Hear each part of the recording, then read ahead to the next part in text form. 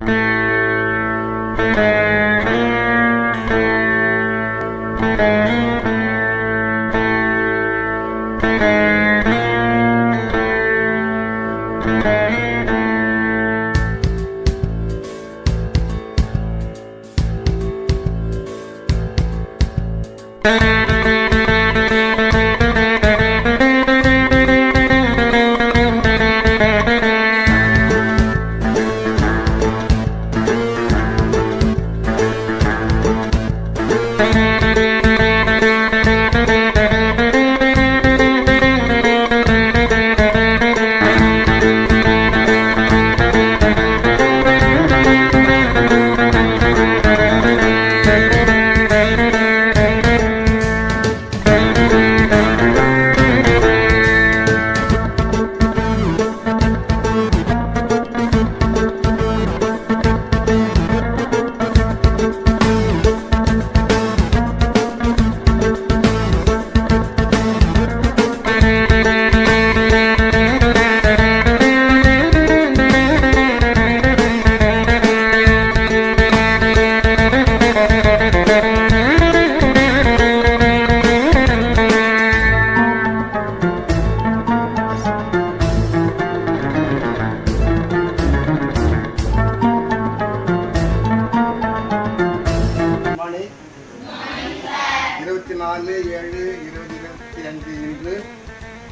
நமக்கு அன்னதானமாக வழங்கிய, அதாவது காலை சிற்றுண்டி வழங்கிய திரு மதிப்புக்குரிய மிஸ்டர் அண்ட் மிஸ்ஸஸ் குணசெல்வன் சோபா அம்மா அவர்களுக்கும் மற்றும் மிஸ்டர் அண்ட் மிஸ்ஸஸ் ஆனந்தராமமணி சுகுணா அவர்களுக்கும் அந்த குடும்பத்தாருக்கும் விடுதலைகளின் சார்பாக அருமையான காலை சிற்றுண்டி வழங்கியமைக்கு நன்றி தெரிவித்துக் கொள்கிறோம்.